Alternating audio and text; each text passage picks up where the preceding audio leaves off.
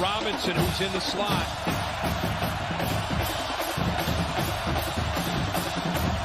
Look in that direction on a slant. Huge hit. Ball picked off. The Volunteers on the carry make an interception.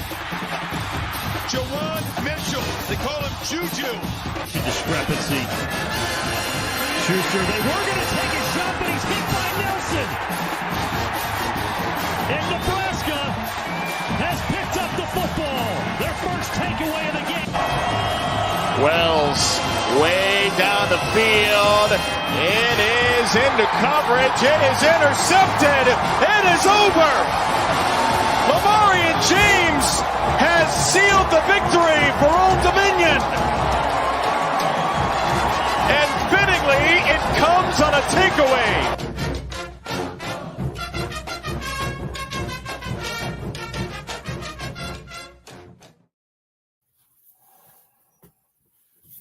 Welcome back to Devy IDP Grind. I'm Hollywood Titan. I'm joined by my co-host Justice. What's going on, man?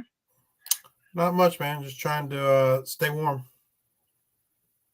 Yes, I think everybody, at least in this general area, is. If you're like me, you got 11 inches of snow on the ground, or did have. The sun's kind of trying to take some of it away, but it's been in the low digits for the past week or so. So it's been pretty cold out there. Yeah, it's been like in the day, it's been in the 30s for us, but at night it gets down to the teens. But it's not super cold, but it's super cold for here. Yeah. Fortunately, it's supposed to warm up this week, so 50, 60, so that'll be good. But stay safe, stay warm. It's just been a couple of weeks since we recorded, but man, the news that's dropped in those couple of weeks, right? 2 or 3 weeks that we were off. It's been insane.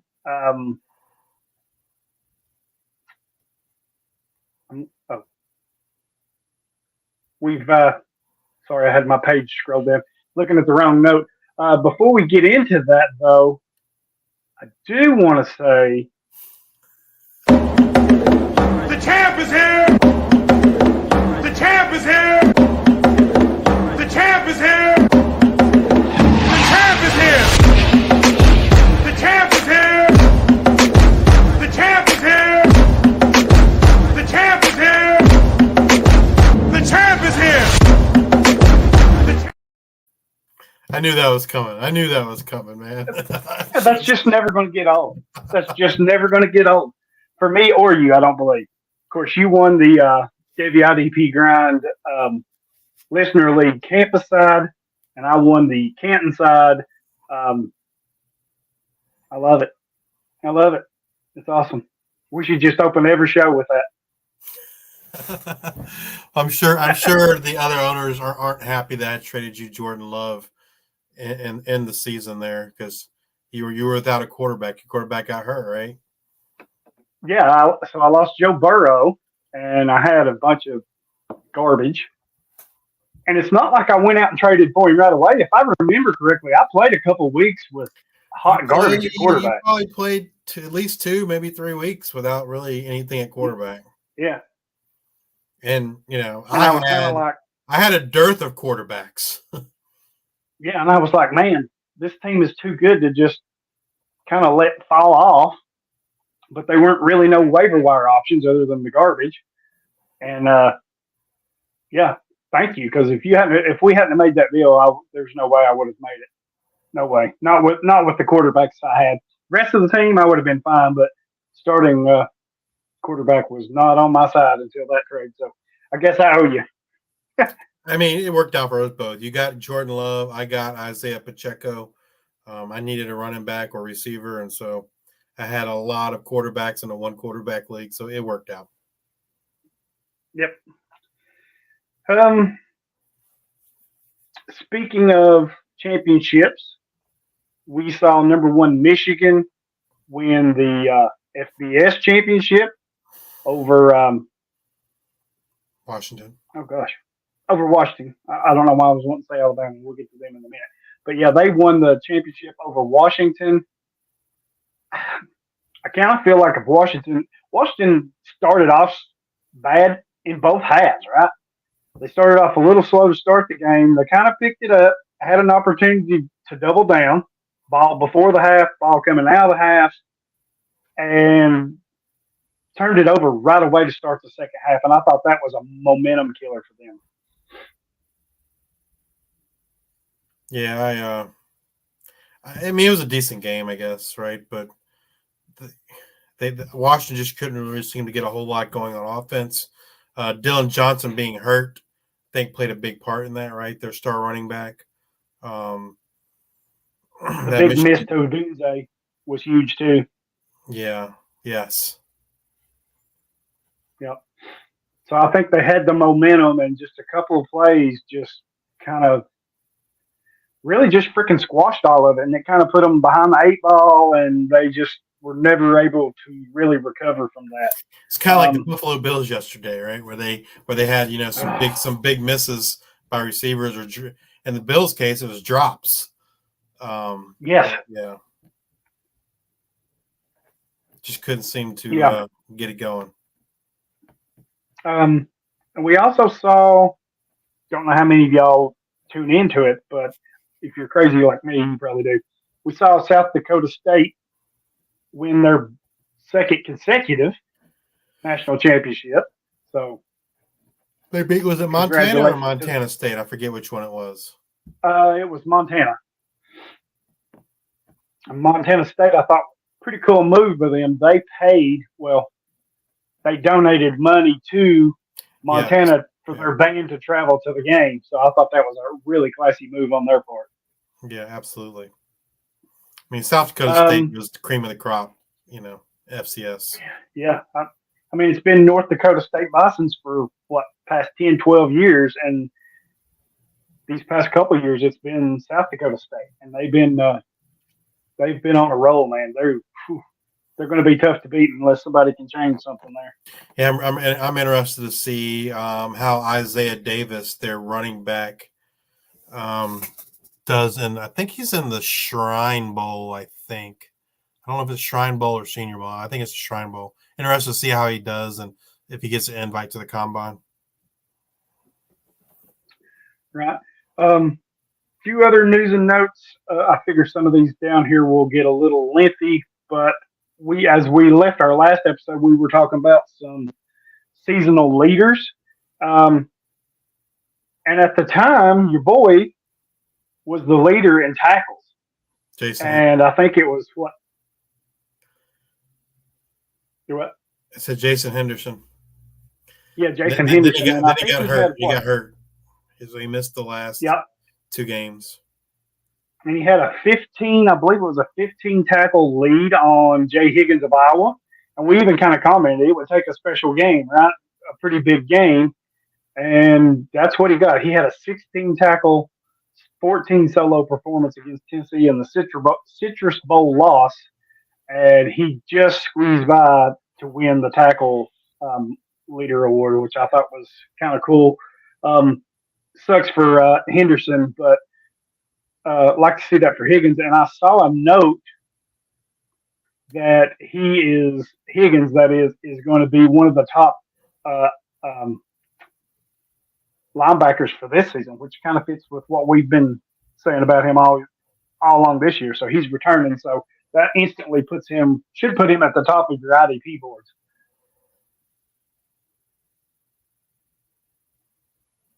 Yeah, I hadn't seen that he was returning. That's cool. I figured he'd be off to the NFL. I did too, and I saw it somewhere on Twitter. I'll have to dig that up. But yeah, he's going to return for another season. So, with his tackle numbers, he's a guy you want to own. Now we get to the really good news. And what a 24 hours, to be honest with you. Nick Saban retired from Alabama. Before we get into it, but it set off a chain reaction, man. It set off a chain, and I don't ever recall even players retiring or players being traded or in any sport of any kind that 3 legends kind of went at the same time, right? So you had Saban, who said he was retiring. Bill Belichick basically got fired from New England, and Pete Carroll got fired. And those are three of the winningest coaches of all time, right? And it was just insane. It's almost like he didn't have time to process Saban getting fired, or I mean retiring before Belichick was gone, and then you're dealing with that, and then here comes Pete Carroll getting gone. So back to the Saban, because we're a college thing. That I just did not see it coming. I hadn't heard any rumors or anything, and he retires with a career record of 292, 71 and 1 with 7 national championships, 6 of those at Alabama, 1 of those at LSU, and his record at Alabama alone, 201 and 29 with a 117 and 18 record in the SEC. That's just pure freaking dominance by a head coach. It, I almost feel like it caught Alabama by a little bit of a surprise, because I don't know that they were really prepared for that. Based on what we've seen since, the repercussions of that retirement. I gotta think it caught them by surprise, because they didn't really seem to necessarily have a great game plan in place to remedy that situation. It almost did them a disservice that that they made the playoffs, right? Because and what was weird is reports were, and it's been confirmed, it's not like he took the day off or what. He was at worked all day till like 3 or 4 o'clock whenever he made the announcements, and walked down the hallway and said, "I'm done." He was on the phone with recruits and everything just before he retired. So crazy. Yeah, I mean, like I said, the timing didn't do them any favors, because at that point, a lot of the big names in the portal are already, are gone. With him retiring, the portal opens up for those Alabama players for another 30 days. So they're going to, lose guys, as we're going to talk about here in a minute. And there just really isn't the same caliber of player still in the portal for them to get to bring in. So, yeah, the timing of it really did a big disservice to Alabama itself. Now, the irony of the whole thing is seeing all these Alabama fans cry about NIL and the transfer portal. And I'm like, where have you been? This is you just kind of poetic justice in that regard. Right. Yeah, I'm with you. I think it caught everybody off guard, other than Saban himself and Miss Terry. I don't think anybody had a clue that this was coming or whatever. And it's just kind of an epic mic drop, right? You do what you do every day for, what was it, 27 years, and you've got one of the best teams in the country every single year. You get every top recruit, more or less. At least they entertain coming to your campus and playing football for you. I mean, you're winning championships, and he just kind of says, "I'm done. Bye." Yeah, I mean, I think he was just over the NIL and portal. He was just, it's just. I do too. It's just he kind of alluded to it significantly changed, ago, right? Yeah. I mean, he kind of alluded to it in the past, talking about this is not good for the game, not just good for Alabama. He kind of warned everybody, this is not good for college football. The NIL and then now the portal and now you can transfer as much as you want. Pretty much, yeah. You got every year transfer twice in a year now or something. Oh yeah, I mean you got kids that haven't even set foot on college campus already in the portal. Right, and I kind of see his point, right? You've got these kids; they're not looking about their. How do I say it? I want to think they're not looking at what's actually good for their football future, right? It's in the past, it's, where are the best coaches, who's got the best teams, blah, blah, blah. Now it's who can give me the most money. Yeah. where can I do my social media, all this. Not in all And cases, but in a lot of cases, yeah, it's about. no, not all cases, but I think that's changed because, like I said in the past, it's let's go to Alabama because Saban and his crew, they win championships, they put players in the NFL to be successful. And it's just kind of not that way now. And I'm like you. I think he kind of saw the writing on the wall when this first opened, and people are going to pile on him, right, because he's been so successful. But he was a good ambassador for college football. He was a good ambassador for football, period, right? He was telling you what's coming, whether you like him or not. He was kind of telling you what was coming. And so far, he's been right. And I think you're right, too. I think he was just kind of fed up with that whole thing. And, he doesn't have anything left to prove. He's the ultimate winner. He didn't want to deal with the we attitude. People have gone from a me attitude. They've gone from a we to a me. What are you going to do for me versus, looking at the collective good, so to speak. Plus, he's 172 years old. Not that, hey, he's in better shape at that age than I am at my age right now. So I'm not saying anything, but he's on the back end of his life. So why not retire and enjoy what you've got left? So I can kind of see that. So I think the biggest thing, it was just a shock to everyone. And you said it set off a chain reaction and a ripple across the entire sports landscape, right? So another thing you kind of mentioned, and we're digging down through here, since his retirement, and I'm talking about Saban here, and this number is probably a little higher. I think it's actually up to 30. There's 27 players entered the portal. I think that's now up to 30, including superstar Caleb Downs, who has since transferred to Ohio State, and I'm sure we'll talk about that a little more later. And they've also taken a huge hit on the recruiting trail as well, as a number of recruits have decommitted. So, and then their quarterback recruit entered the portal, also going to Ohio State, Julian Sand. Yeah, and he's never stepped a day on campus or played a day on campus. He's automatically changed. So, as we all know, this whole recruiting thing ended. But once your coach moves or retires or whatever, goes to another school, I did not know this. Once that happens, that school, those players have a new 30-day window to enter the portal. I did not know that. I thought once the portal was closed, it was closed.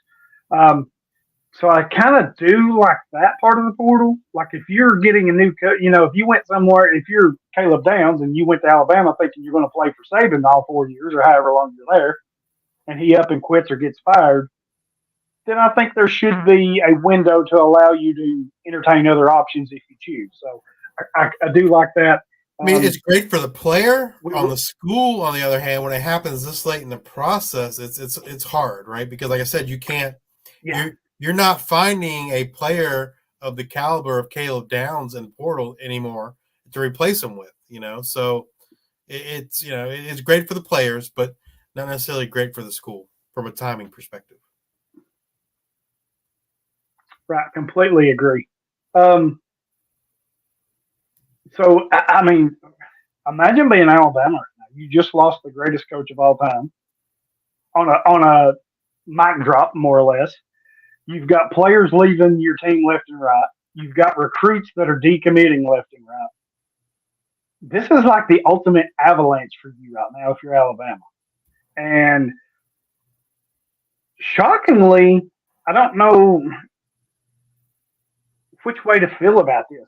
But in the midst of all this happening, on the heels of the national championship game, they hired Kalen DeBoer from Washington, who had his Huskies in the national championship game. I think he was 25-3 the last 2 years. Come up a little bit short this year. I mean, I don't know. It seems kind of quick, but I don't know what other options or who was available for you to really go hire and bring in, right? And let's face it, you don't have much time when all that happens. When Saban retires, players decommit, players transfer, you're just trying to put a Band-Aid on a huge gouge in hopes of just to slow down the bleeding, not stop it, just to try to slow it down for a minute so you can breathe. So, Well, I mean, I I think think I like the hire for DeBoer, but I don't.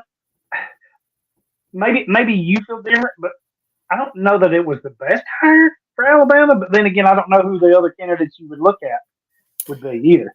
I don't know if it was the best for sure, but I think a lot of the other candidates, like part of it, I think was they didn't want to follow in Saban's footsteps, right? Like you don't There you want go. to, right? Because those are hard shoes to fill. You'd much rather come in after another guy's come in and failed, and then you can come back in and you kind of build it back up and not have to live up to the expectations that were there with Saban, right? I think that was a Well, I big think it's thing. even, yeah, and I agree, and I think that's even harder. And I use my Tennessee Vols for example. When the Lady Vols, excuse me, when Pat Summitt passed away, right? When she passed away, they had a huge void to fill there, and they brought in one of her assistants who was a well-known assistant, Holly Warlick, to come in and fill her shoes. And despite all the good things she done, she could never get back to the Pat Summitt mystique era, tradition, the winning, and they let her go. And now they've got Kelly Jolly in there who played under Summitt and wore it. And for everything that she's done, she's even finding it hard. And she's the second in line behind Summitt. So I think you're going to see the same thing in Alabama. Like you said, it's just nobody wanted to be the man behind the man, right? And I think I even said it on to someone.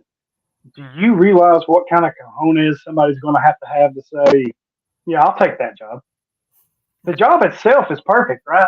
Alabama, national championship, high recruits, blah, blah, blah.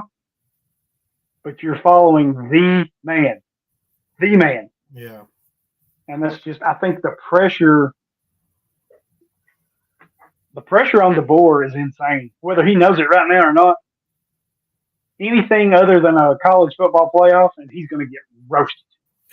And it kind of brings up an interesting point that now with the transfers allowed in the portal, are we going to start seeing coaches getting hired?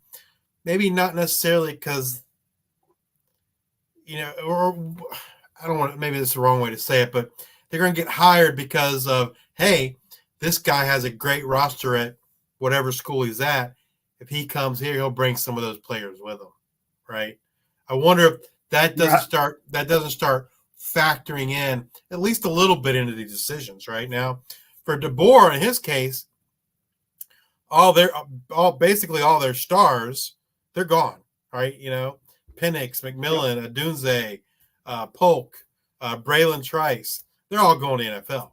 So there was, I mean, he has brought in a few guys from Washington, but it wasn't like he was bringing in all these offensive studs with him because they all went to the NFL. But I gotta wonder if moving forward, if that isn't at least a factor in making these decisions with coaches. Yeah, I mean, I think that's a good point actually, and I think it could be. That's something that I hadn't really thought of. But maybe that is right. I don't think that would be like the main trying reason. To grab right? a coach, you're kind of looking at who can they bring with them, right? Right. I think it is something that will be considered. It's not going to be the end all be all. Just because that's you wouldn't make a decision like that just based on that alone. But I do feel right, like. But if you had a couple candidates and you couldn't really decide, right, if you thought they were true 1A, 1B, maybe you look at the roster and say, well, if we take Coach B here, he's got a little bit better roster that might follow. So, yeah, I could see that as being a factor. Like you said, not an end-all, be-all, but like a piece of the puzzle. Yeah, absolutely. Interesting. I like that thought. That's something that, like I said, hadn't entered my mind, but I like that thought. And then we got there's more coaching news, but the one that kind of stood out to me a little bit, um, San Jose State hired Ken Nui Matalalo, and I know I butchered that, so I don't even care, formerly of Navy, to be their new head coach. I think that'll be interesting for the Spartans down there. I think that's the What's kind of going to coach be? that they need. I want to see what who he hires as offensive coordinator, because he's already said that they're not going to run the triple option. So I'm kind of interested to see who he brings as the offensive coordinator there. But I mean, all that was kind of set off by by Saban, right? So Saban retires. Yeah. They hired DeBoer from Yeah. Washington. Washington hires Jed Fish from Arizona. Yep. And then Arizona hires Brennan from San Jose State. Yep. Huge ripple effect. Huge. Well, and even at But I think it's good. Alabama hired the South Alabama coach as the defensive coordinator, Kane Womack. And then they hired the Buffalo head coach as, I think, a linebackers coach. So, Oh yeah, I saw that. Yes. There's quite a few, head coaches got changed up there just because of this one opening. Big ripple effect. And how quick? Yeah, and it happened quickly. Like I said, once he finished his day, he just walked down there and said, "I'm retiring," and boom, the chain reaction was significant. Like I said, there's more coaching changes. I figure once the dust kind of settles or slows down on those, we can talk about more of those. We are in draft mode now, right? Draft season. Players are declaring. They had up to a certain time, which I think has already passed, to declare for the draft, or it's coming up. Week, one day last week. Yeah, so any underclassmen that was entertaining the idea of entering the draft, they had to do so by that date. And there's a lot of big names. There's a lot of seniors and stuff in this class too. We'll just kind of run down through here and see what you think or what we think. We've kind of, and I guess I'll just do them by your position groups that we've got them. So we've got 4 edges that stand out: Dallas Turner of Alabama, Jared Verse of Florida State, Chop Robinson, Penn State, and Braylon Trice of Washington. If I had to rank them, I'd go Verse, Turner, Trice, Robinson. And I think it's Verse, Turner, and everybody else, really. I think those 2 are the cream of the crop. I know you got Latu Laiatu. I was going to say, where would you put him? I haven't watched him enough to really have a strong opinion on him. But a lot of places have him as number 1. I think I would put him at 3. I think he's kind of right there with Robinson and Trice. I think there's a lot of good things to see about him, right? I think he's more experienced playing. For me, he seems to be more experienced playing now that outside linebacker part of the edge, as opposed to with his hand down at defensive end. Not to say that he can't do that, but I think he's just a little more experienced there. I just think Verse and Turner are more battle tested. I think they're talent-wise, they're head and shoulders above everybody, right? Everybody knows what Verse did coming from Albany, where he dominated, and then showing up in the ACC with Florida State and doing what he did last year. Yeah, he took a step back this year as far as numbers, but that was to be expected. When you break out on the scene like that and people get a year's worth of tape on you, things are going to be different, right? So I think he still had a pretty good season, considering the adjustments made to him and the adjustments he had to make. I still think he's clearly the best pass rusher in this class. Turner, a little bit different story, right? He was in the shadows, seemed to be of always of Will Anderson, and then he left, and he got to show what he could do, but still on a team that was super talented. So for me, those 2 are just head and shoulders above everybody else. But I do think it's Robinson, Trice, Latu. I think there's those 2, and then the next tier's whatever. But I think there's some good players in that next year, and they'll probably get drafted a little higher than they should, I think. because of that. But I mean, I think edge, and safety are probably the two deepest spots. I feel like in this draft. yeah, Linebacker, I feel like is super weak, even compared to last year. And last year's class wasn't great either. yeah. But I think this class is worse. And cornerback's corner, I don't really have a super strong feeling. I think it's a little weaker than last year, at least at the top. Yeah. But I do think the edge class is one of the deeper, from a defensive standpoint, one of the deeper classes in the draft. I haven't, like I said, I haven't watched Latu enough to have an opinion on him. I really like Verse. Turner's okay. Robinson is all about potential with him.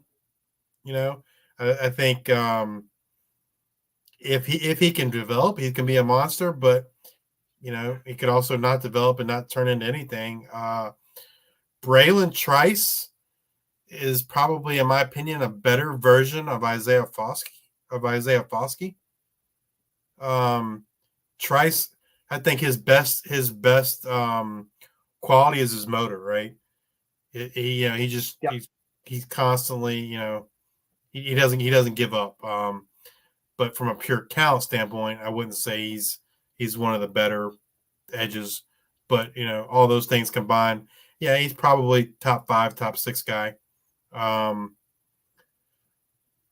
just think, if he gets drafted in the first round, I think people could have unrealistic expectations of him.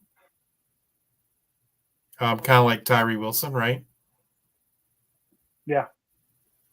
But yeah, I like Trice. I mean, I don't think he's elite by any means, and I think that's why he gets bumped down to that next group, right? So, played for Washington, had a good career for them. They've got him listed as 6'4", 274, so he's a little bit bigger, which means, well, it doesn't mean that, but tend to leans towards maybe him playing a little more up on the line and in the dirt. Maybe on some mismatches he can kick inside because of his size. Yeah, I think he's in that second tier for sure.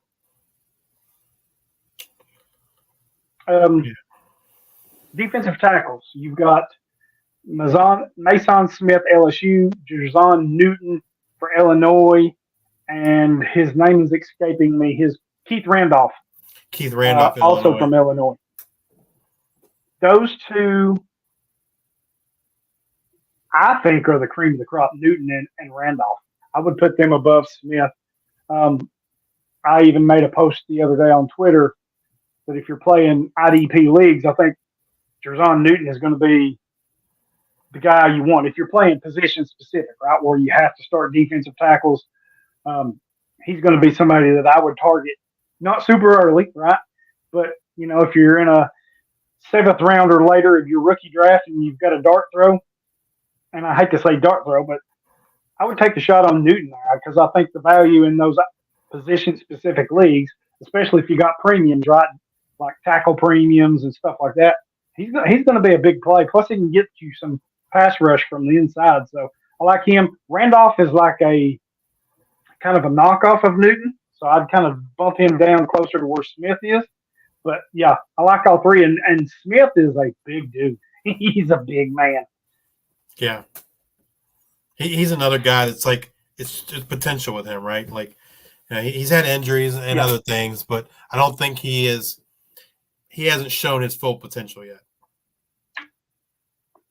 Right. Excuse me. Safety position. These are interesting. So you got Javon Bullard, Georgia. You've got Kalen Bullock, USC. You've got Jaden Hicks, Washington State. Cameron Kitchens for Miami, Florida. And you've got everybody's favorite player in the world, Sion Vaki from Utah. Yeah, I don't know. I don't know what his plan. Him entering the draft kind of surprises me. Me too. I don't know if the NFL sees him as a running back or a safety. My guess is safety, but talking to Brock a little bit yesterday about him, he was saying some people thought like he has some potential at running back. So I don't really know how the NFL sees him. I was kind of shocked Well, that here's he going to be the kicker. didn't come back. Here's going to be the kicker, I think. Just listening to you talk there real quick. And you're right. Him declaring for the draft was a shocker because I didn't see that coming either. But here's the kicker. I think teams are going to draft him as a safety. They're going to work him out as a safety. They're going to do everything defensive related for him to be a safety, right? They're going to keep in the back of their mind that this kid can run the ball. That's almost getting like an extra draft pick for somebody that can run the ball. Okay, we'll draft him as a safety, but we've really got us a running back here. I can see that happening in the NFL.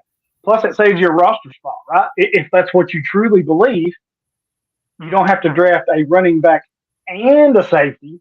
You can draft him as a safety, let him develop as a running back and a safety, however you want to do it. So I could see some people in the NFL getting a 2-for-1, right? So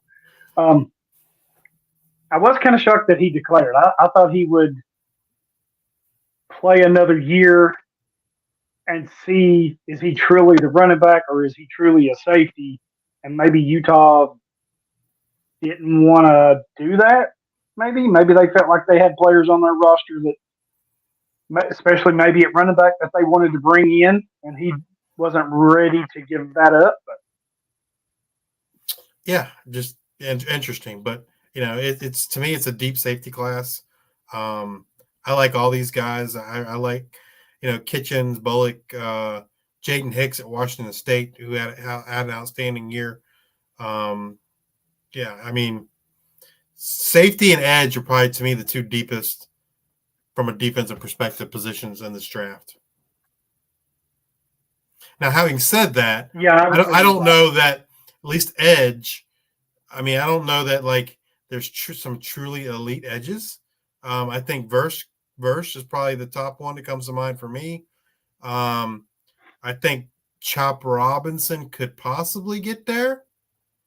But from a upper tier standpoint, I don't know that the edge, has a lot of elite options, but I do think from a general quality standpoint, there's depth. Right. So before you continue with your safeties here, we're talking about Latu, right? And I posted something on Patreon. Something I've been working on is IDP draft grades. So I try to get all the players that's in the draft or undrafted. They don't have to be drafted, just rookies, right? So I try to get all the rookie IDPs and put them into a spreadsheet and kind of do some things that just my weirdness that I look at. So I asked if there was any interest, I might put that up. So looking at, and like I said, there's a lot of work to be done on this year's class. There's a lot of work to be done on the sheets, period. But if you're looking at a player like Liate Latu from UCLA, right? Started out at Washington, went to UCLA. So I've kind of got it broke down both, right? At Washington, he's just a jag, right? He was just another guy. Didn't score. His blue chip ratings not very high. Some of his other numbers were below average, but he did have a impact score that was pretty high. So that brought his Washington year up, but still that wasn't huge, right? If you jump to UCLA, and when I post this and y'all are looking at the sheet, this will make a little more sense to you. But if you look at what he did at UCLA, right, there's a category called big play score, and it's completely off the charts. It's one of the highest I've seen in the last 4 or 5 years that I've been setting this up. So I think it's there.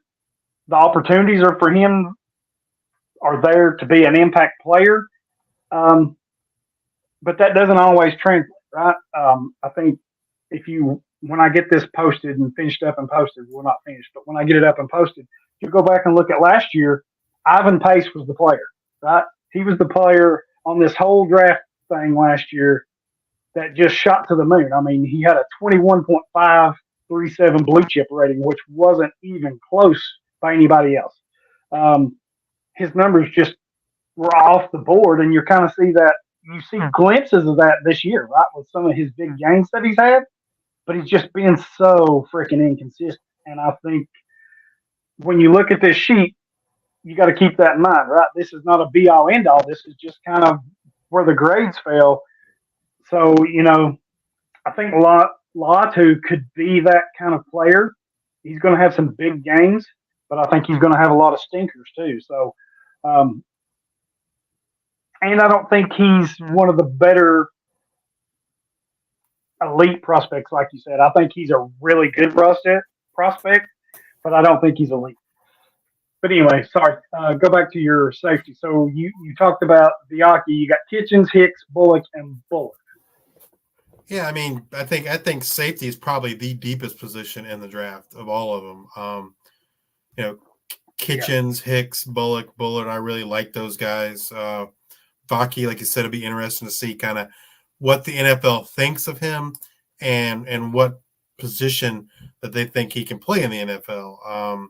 Like I said, there's been some folks that think maybe he can play running back in the NFL. So I'm very interested to see the combine, kind of who does he test with? Does he test with the running backs or does he test with the safeties? I think that'd be a good indication of what the NFL might think about him. Linebackers. So you've got Junior Colson, Michigan, Adrian James, Texas A&M, Jeremiah Trotter of Clemson. Adrian Cooper. I think we all kind of – Adrian Cooper. What did I say? Adrian James. They're running back. Oh, sorry. Adrian. My bad. Adrian Cooper. Oh, you can tell where my brain lives back in the past. I think that's three of the better ones, right? As far as linebacker, my dog, I'm going to smack him. I think you've also got Peyton Wilson in this class. You've got an Aaron Beasley that'll be in this class. But I'm like you. I don't think linebacker overall is a very good class like we've seen in the past, right? So, I mean, last year's class Peyton Wilson was great. I don't know that this year's year's class might be worse. Like, to me, there's overall there's no one going to get drafted in the first round like Jack Campbell did. That just ain't going to happen. I wouldn't think so, but I will say Jeremiah Trotter might be one just because of the name. You might see him go late first, but that's not where I'd have him graded. I would kind of have him in that mid to late second round. I think I'd be okay with that. And some of these others, like Peyton Wilson, I think he's a screamer downhill tackler, right? Plays behind the line of scrimmage. But doesn't offer a lot as far as pass rush and is okay in coverage. Trotter is a little bit more. I think he doesn't offer a lot as far as pass rush either, right? So none of these guys that I've looked at so far are big pass rush guys. Not to say they can't blitz and get sacks, but that's not where they're making their money. Right. I guess if I had to look at one, I think Peyton Wilson or Adrian Cooper would be my top two right now. I've not looked at everybody as far as their grades and all that, but I think those would be my top two. Colson kind of had a year, disappeared, and then come back, right? So need to see more from him, consistency. Beasley, while I love him being a Tennessee ball and he did great things for Tennessee, he's just not an elite guy, right? He's a LB2, LB3 type guy, and if you can get him on your team as that type of a player in the NFL, I think he's going to put up big things. But if you're asking him to truly be a lead number one linebacker, I don't think that's his MO. I think he's not suited for that. So, I'm with you. This class and last year's wasn't great, but this one's not much better. You might have a couple bigger names, but overall, it's just not very, very deep from top to bottom. And then we've got some corners here, which I know is your favorite. So you got Quinyon Mitchell from Toledo, Kool-Aid McKinstry of Alabama, Kalen King from Penn State and Cooper DeJean from Iowa. That kid's going to get drafted early. He's going to go in the top 20, I think. Cooper Do DeJean. you think the NFL sees him as a cornerback or a safety? That's a good question. I think they will look at him as a corner, but I think he eventually makes the move to safety. He's just, I don't know if it'll be a true safety spot, but maybe like a nickel, right, where he can cover the tight end, he can cover receivers, running back, because he's really versatile. I mean, he can do a lot of things. That covers really the good coverage. Slot safety. That's kind of what I'm thinking, yeah. So,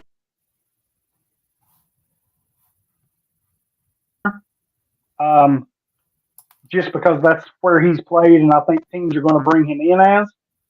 But I think he eventually makes that hybrid, transition to corner / safety, or safety playing the slot, like you said, playing the slot. So, but he's super talented. I think he's by far the best corner in this class, easily. Yeah, I mean, I think he's going to get drafted early. I don't know that he's going to be a pure corner, though. And I don't know that. I mean, to me, I don't know that there's a Devin Witherspoon in this class. I know people like Kool-Aid McKinstry, but I don't know that he's as good as a Christian Gonzalez or a Devin Witherspoon. Yeah, McKinstry. See if you agree with me. He's a different player from DeJean, right? He's a different player from Christian Gonzalez. And he's a turn and burn guy, right? Real long, real fast, can stick with speed receivers downfield, has the height, the length to kind of cover the bigger guys. He's not somebody you're going to ask to blitz off the corner, cover in the slot, those kind of things. I just don't think that's his game. I would put him more in there with Kalen King and Denzel Burke. I think they're a similar type player. Now, if you're talking about that type of a player, I think McKinstry is the cream of the crop there. But I think DeJean is overall just a better, and maybe that's why they move him to safety, right? Maybe he gets that push to safety because he can do everything. Yeah, I agree.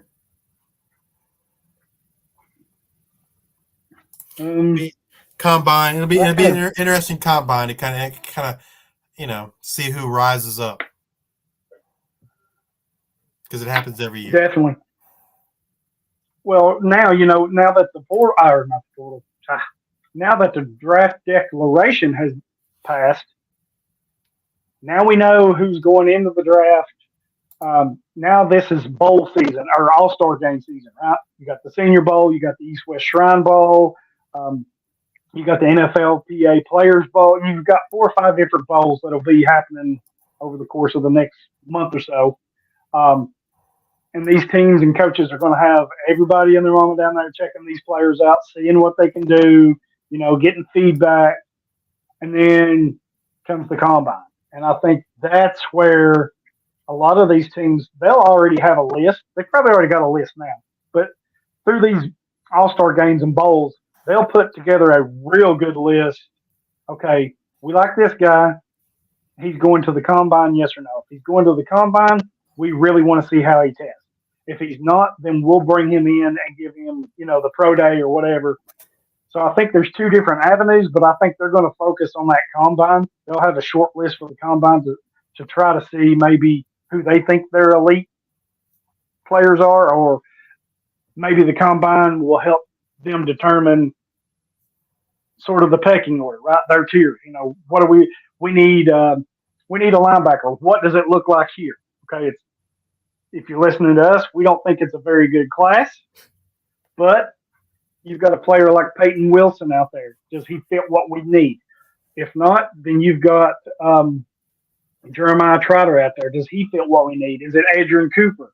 So then again, maybe they're looking at defensive end. Maybe they need help at edge, which we think this is a pretty good class. So maybe they've got 5 or 6 that they like, and they need to try to decide, Maybe the combine will help them do that. I mean, that's just kind of how I look at it. Because there's a lot of time between now and the actual draft, and then there's a lot of time between now and the start of next season. So, I'm with you. I think the draft is very interesting, but I think these All-Star games and bowl games are very interesting as well because they get a whole week of practice with them. Yeah. So they get to kind of coach them up and do some things with them. Kind of does it with our draft declarations. I know there's many more, and maybe we'll talk about another group next week. Kind of going back to, the portal. On3 listed their top 10 transfer portals and where they're at. So players that entered and landed with a new team. Now some of these are offense. So I'm going to start in reverse order on this. I'm going to start at number 10 and go up. Number 10 is Trey Moore, who played for UTSA. I got a good look at him with the balls. If you follow IDP Devy, you've heard me and Justice and Chop talk about him. But he left UTSA, stayed in state, and went to Texas, which I think is huge for them because he's more of a true pass rusher than an actual linebacker. So I think that's something they needed. And with them having some guys leaving, I think they definitely needed that. But I like the landing spot for him.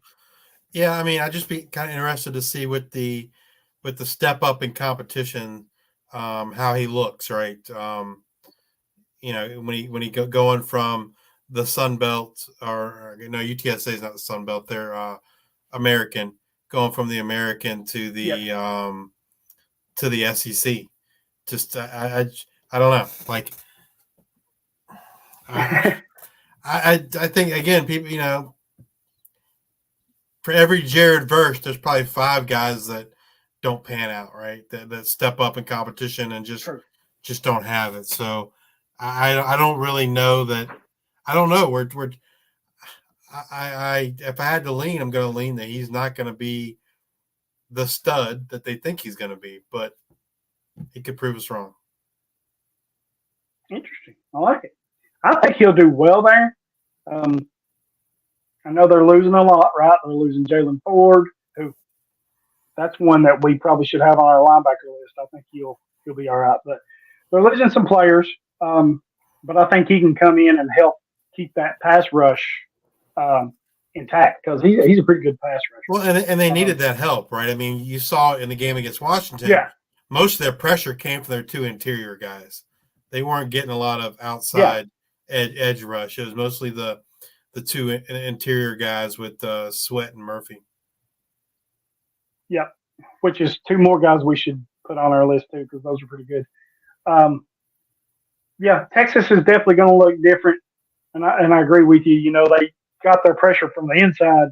Moore's an outside guy, so that should upgrade that spot potentially.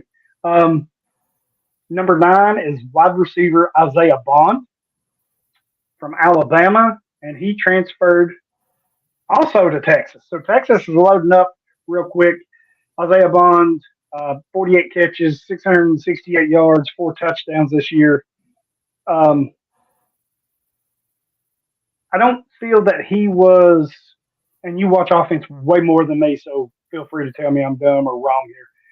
I didn't feel like he was a consistent option, but I felt like he was a moment option.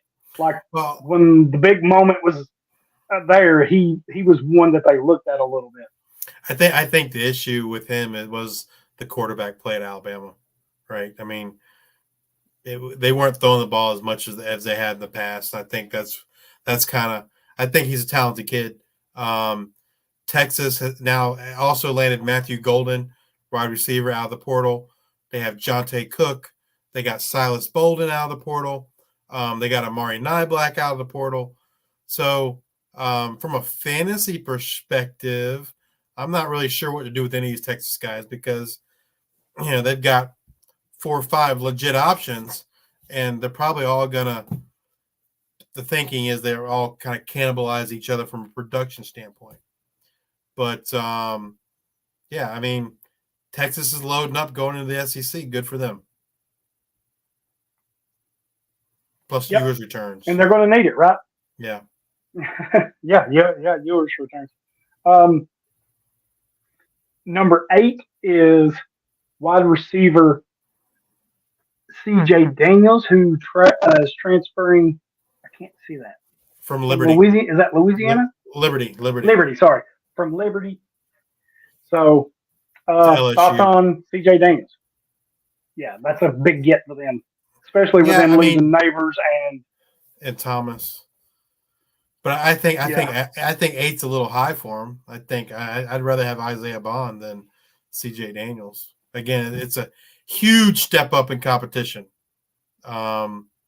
Liberty played the worst schedule in all of FBS football. So going from that's why his numbers look. Conference USA. That's why his numbers are so good, but definitely helped. Right, 55 catches, 1,067 yards, 10 touchdowns. That looks good, but like you said, the step up in competition, that'll be rough. Yeah, that strikes me as that ranking's a little high in my opinion for C.J. Daniels. But I like it though, 6'2", 200. You know, if you go by what's listed on ESPN, seems to have talent. So it's a good get for LSU, I think, especially considering what they're losing. Yeah. Here's one I know we're defense and we're getting to that, but I'm just going off this list. Here's one I'd like to hear. Quarterback Riley Leonard transfers from Duke to Notre Dame.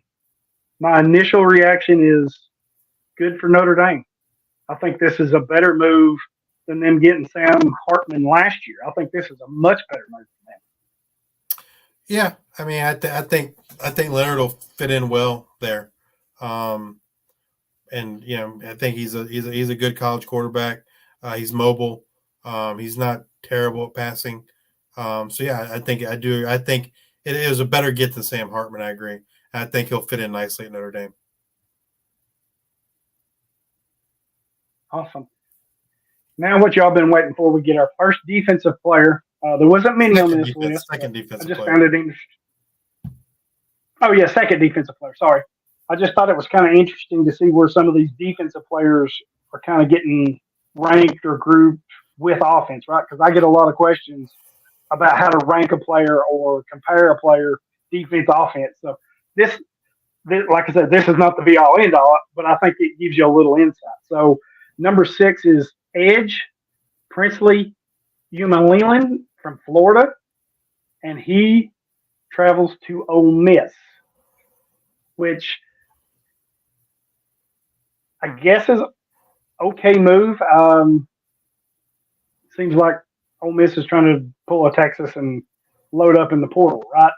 Yeah, I think Ole Miss is. I think they see an opportunity to kind of take a run here, right? You know, this next year, and they're trying to seize that opportunity. And Princely's not bad. He spent 4 years in Florida, right? 6'5", 255 is what the website has him listed as. Has shown some pretty good improvement all 4 years, right? His tackle numbers have went up.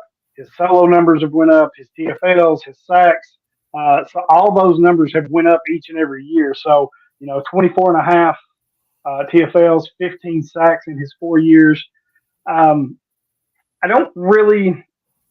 6'5", 255, so he's an edge guy, right? But I think Florida at times kind of kicked him inside to try to play the matchup game. And I don't think that always worked. I think he's strictly an edge guy.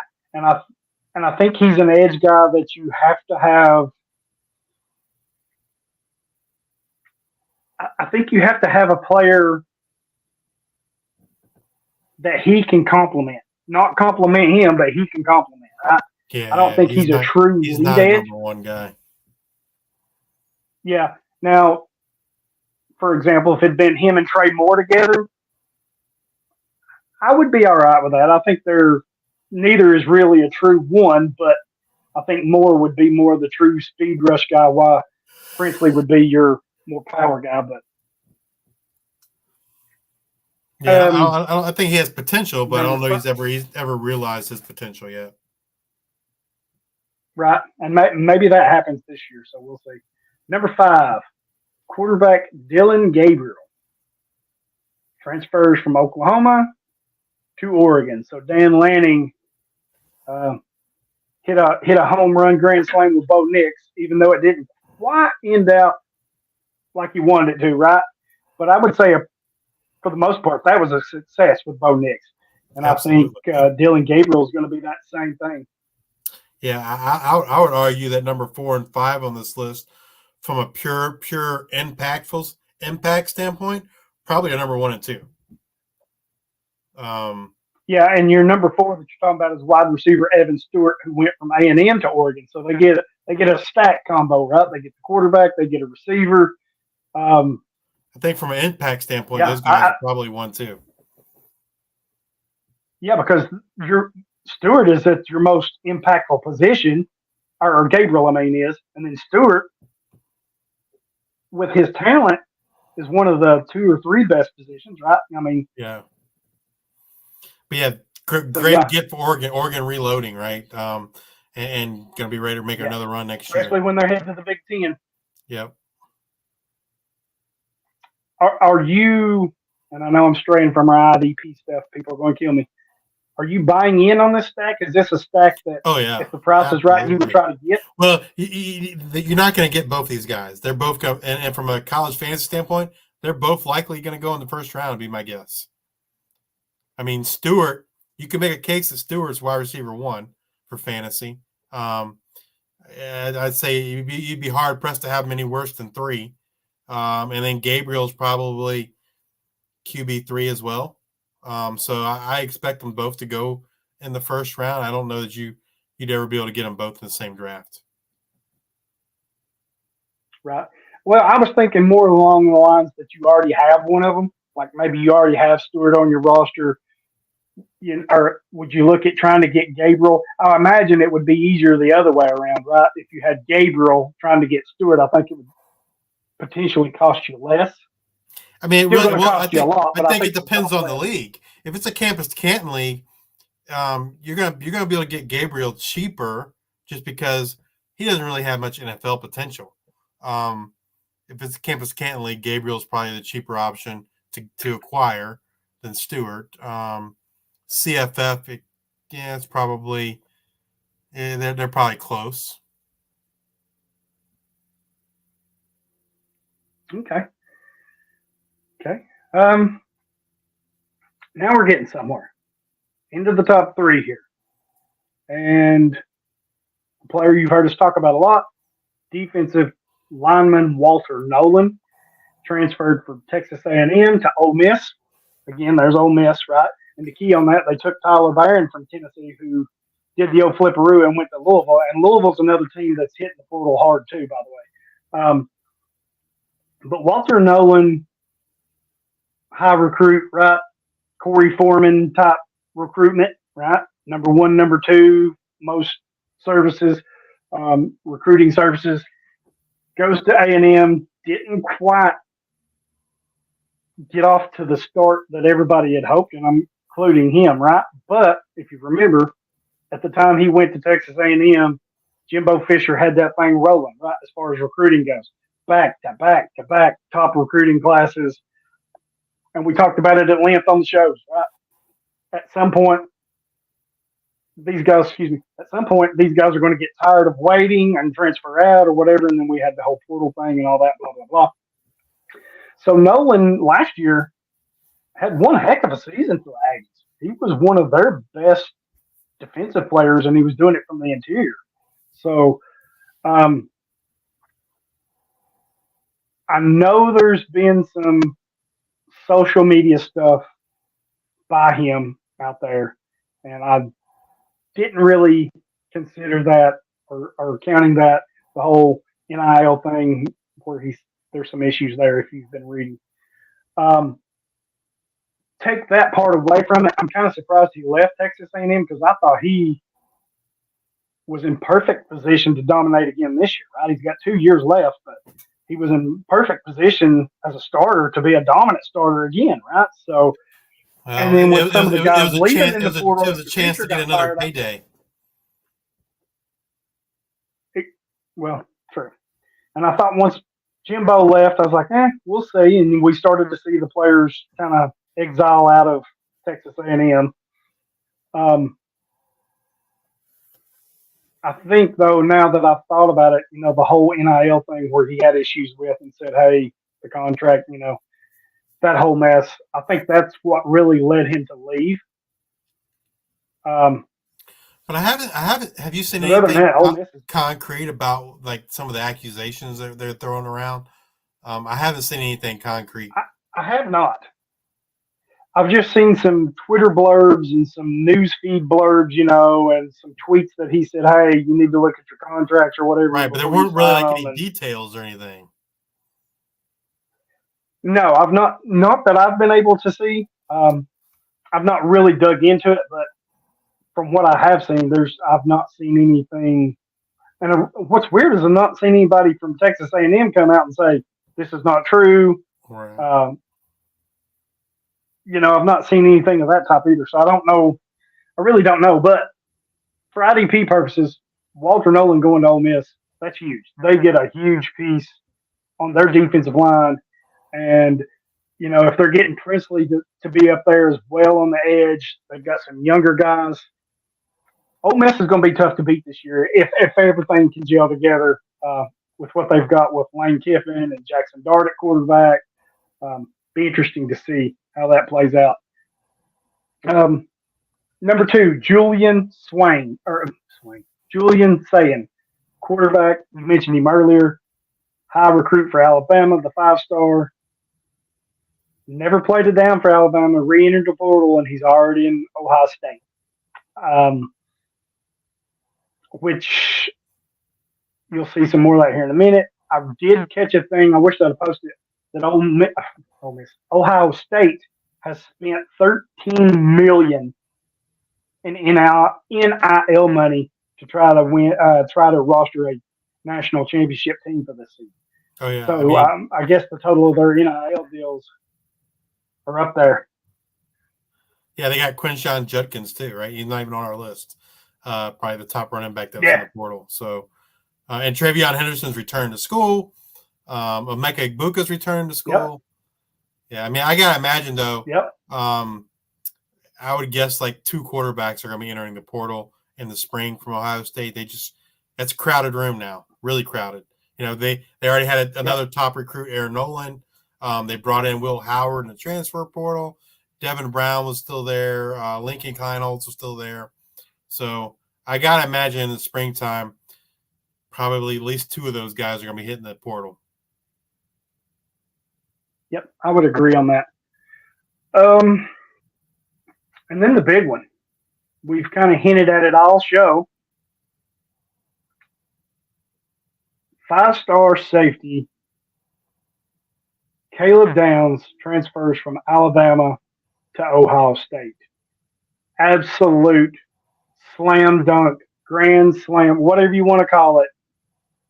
Ohio State wins with this. I mean, whatever school was going to land Downs was going to be the winner here because this dude's just elite. I thought he'd go to Georgia. To me, this screams Ohio State offered up more money, I guess. Well, if the report of $13 million is true, it seems like that might be part of it. But just saying. But this is, to me, this is a direct result of Saban retiring. Oh yeah, exactly. Because that's the whole reason he went to Alabama is for Saban to coach him up and be the next great superstar and blah blah blah. And everything was trending that way, right? I mean, Saban had him. As good as this kid was in high school, he was off the charts this year as a true freshman for Alabama. So I was curious to where he might land. And it was kind of quick, right? When there was some rumors that he was going to hit the portal, and then his father said, hey, he's going to get this. He is entering the portal, and he's going to make a decision soon. He didn't want to wait around.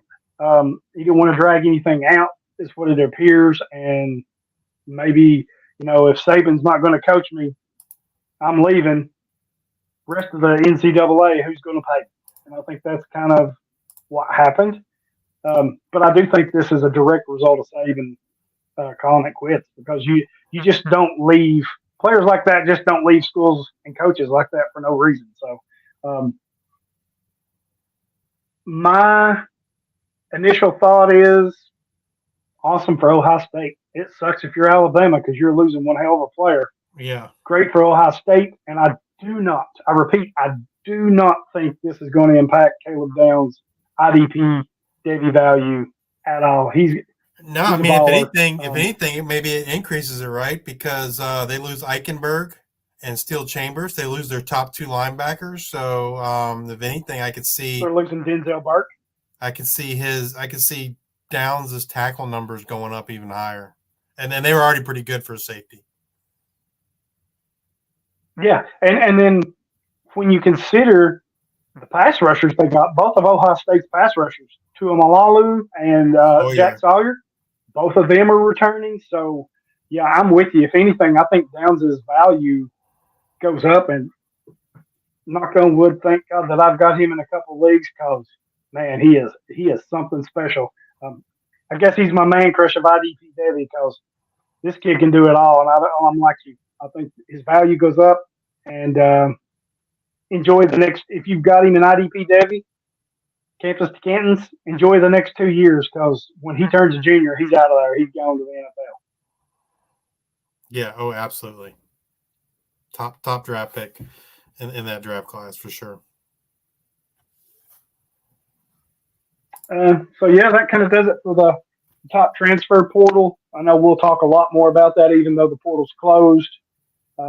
Because, like I said earlier, I did not realize that if a coach retires, quits, goes to another school, I didn't realize that window for that school opened for players, which I think is good. Good for the players, maybe bad for the schools or whatever, but I do like that. So I expect some more of that stuff. There'll be some more recruiting stuff. I know, again, we're IDP, but Tennessee landed 5-star quarterback George McIntyre out of the 2025 class. So speaking about loaded quarterback rooms, you've got Nico for this year, you've got Merkling for next year, and now you've got McIntyre. So Josh Heupel in Tennessee's doing a lot of big things. Have you heard anything about Jason Henderson? I know we've talked about him getting hurt in that last game. I mean, I could tell you what I think. I think, nothing official has come out from Old Dominion, but I believe he tore his ACL and maybe his MCL. I think he still has a redshirt season left. Now, I almost wonder, it's hard to say in this day and age what's going to happen, but I feel like if he's not going to be ready the first couple of weeks of the year, why not you just let him sit out and just play the last 4 games, right? Because he still has a red shirt available.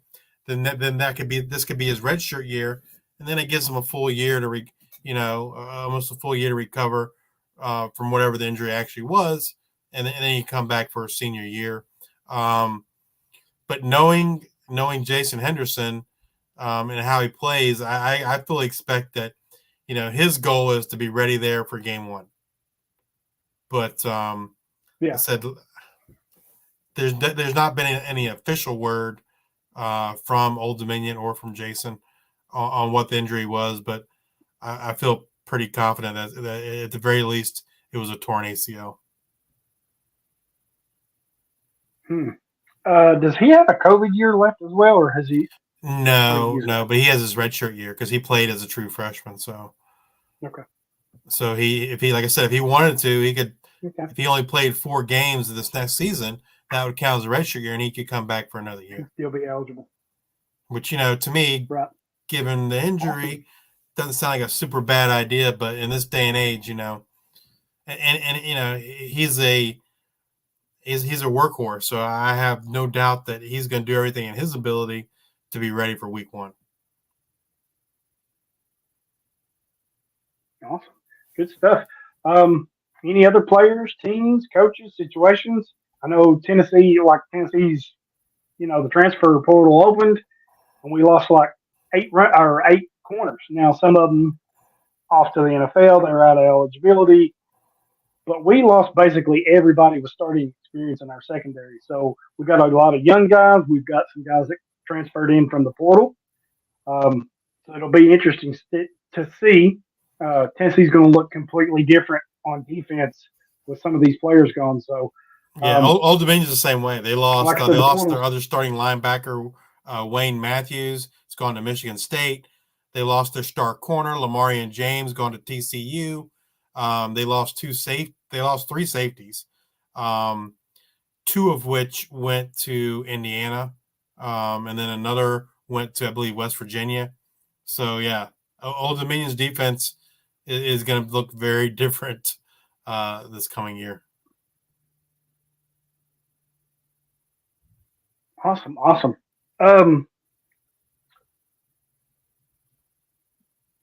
We filled our opening in Devy IDP grind, right? No, we still have an opening in the league. Well, we have at least one. We don't know if we have more, but we know we have at least one opening in our. Okay, so if you're interested in a Campus to Canton league, yep. We do have a $20 buy-in to make it interesting. Justice keeps that split up and does all the payouts, does a great job with that. But it's Campus to Canton with IDP. It is a listener league, $20 buy-in. If you're interested, hit us up. We know that we have one opening, and it wasn't nothing wrong with the league. He just wasn't a big IDP fan and had to cut back, so that's why he chose to leave. We'll check on the others, but if you're interested, hit me up or hit at Hollywood Titan or hit Justice up at Justice_2318, and we can get you set up with the league. Yeah, we know Brock has some openings in his Campus to Canton league as well. So yeah, if you're interested in getting into we may Campus have to Canton IDP league, let us know. Yeah, and we may have, we're not sure yet, but this was something me and you were talking about earlier. We may have an opening in an IDP only league. Well, we may have two. We know we have at least one. Yeah, we may have two. And this is strictly IDP, no offense, no Devy, no nothing like that. The kicker is we draft before the NFL draft. So you kind of got to do your homework, know your players a little bit. I think it's $60 buy-in. I don't remember what the buy-in, but it's something like that. Somewhere between 40 and 60, I think. But it's a fun league. It's a deep league. It's deep. It's NFL. It's an NFL only league. It's a very deep league. Like I think our rosters are 50, and it's only IDP. So you're rostering 50 IDP. Yeah. Plus you have like a taxi squad of 20. So there really isn't anybody available on waivers. Yep. And like you said, we draft before the NFL draft. So, and it's position specific scoring. So, defensive tackles are scored differently from edges, and linebackers are scored. Every position has different scoring. So it's definitely a challenging league for sure. Yep. And there's a lot of big names in it, right? Me, Choppy, Justice. You've got Tripp, if you know him. You've got Doc from over at Kyle. Yeah. So there's a lot of good fantasy managers or owners in this league. So if you're interested in that, let us know. As far as IDP Nation, I think both of those are still full. But if something comes up, I'll let you guys know. But definitely for the Devy IDP Grind Listener League, Campus to Canton League, if you want in, hit me or Justice up. We can get you set up. With that, I think that's a wrap. We'll be back next Monday. Probably doing some more draft stuff. Probably doing some more transfer stuff. Doing a lot of that stuff. So stay tuned for that. I'm probably going to put my IDP rookie grades up on Patreon. If you're not a part of the Patreon, go check that out. You can sign up for free. There's a lot of free stuff there, but there's also 3 pay tiers, and depending on what you're looking for, there's good stuff, right? So there's IDP Devy ranks, which I do. I'm already starting on this year's. I do a top 300. Check that out. There's articles, there's rankings. I do high school stuff, so go check that out. Maybe we can get Justice to write something too. He's being stubborn on me, but he has enough on his plate with all the tools and behind the scenes stuff. He does a great job at. So thank you for that. But yeah, go check out the Patreon. Follow us at Devy IDP Grind on Twitter. Me at Hollywood Titan. You can find him at Justice_2318. And go follow G5 Hive that he does later tonight. You want to give it a shout out to? 10:15 tonight. It's college fantasy football focused only on the group of 5 schools. So yeah, 10:15 Monday nights. Awesome. Yeah, there it is at G5 Hive. Really good show. Tune in like I do and berate Justice, give him a hard time. He likes it. But we'll be back next week. Thanks for tuning in. Please subscribe, rate, and review wherever you listen to podcasts. Stitcher, Google, iTunes, Spotify, iHeartRadio, wherever. Go check that out. Please go YouTube. give us a thumbs up and a subscribe on YouTube. That's starting to grow. We've got the Discord going now a little bit. It's starting to grow. If you're interested in a chat room, anything and everything, it's not just football. We've got wrestling and boxing and all kinds of stuff going on. Let us know. We'll get you that link to that too. And we will be back next week.